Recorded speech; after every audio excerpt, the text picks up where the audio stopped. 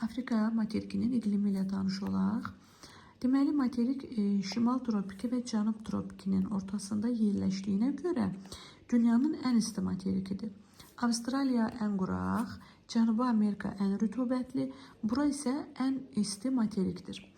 Bir də ki, materikin ucqar şimal nöqtəsi Penselka, ucqar cənub nöqtəsi İğnəburnu, hər ikisi subtropik iqlim qurşağında yerləşir.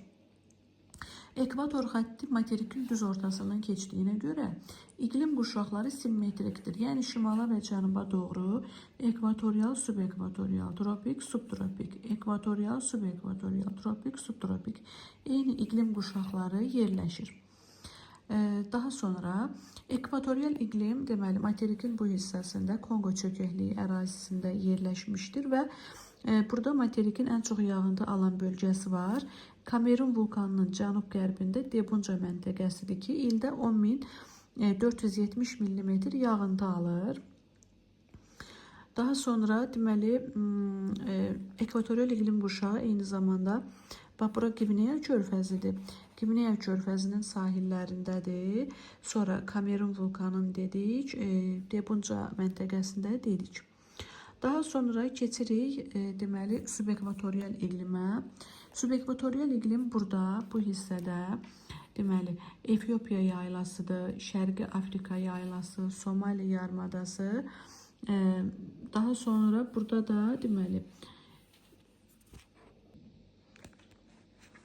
subekvatorial iqlim qurşağında da deməli dedik ki, Efiopiya, Şərqi Afrika yaylası, Somali yarımadası yerləşir. Bu ekvatorial iqlimin subekvatorialın xüsusiyyəti necə idi? Yayda deməli yağıntılı olurdu, qışda quraq.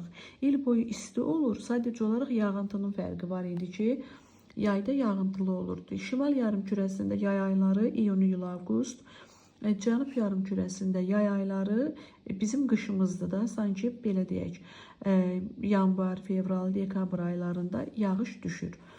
Subtropikdə qış ayları rütubətli olur. Subtropik iqlim bizim iqlimimizdir də.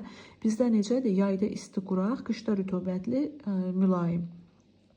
Subtropikdə deməli yayda qışda yağıntılı olur, subekvatorialda isə yayda yağıntılı olur.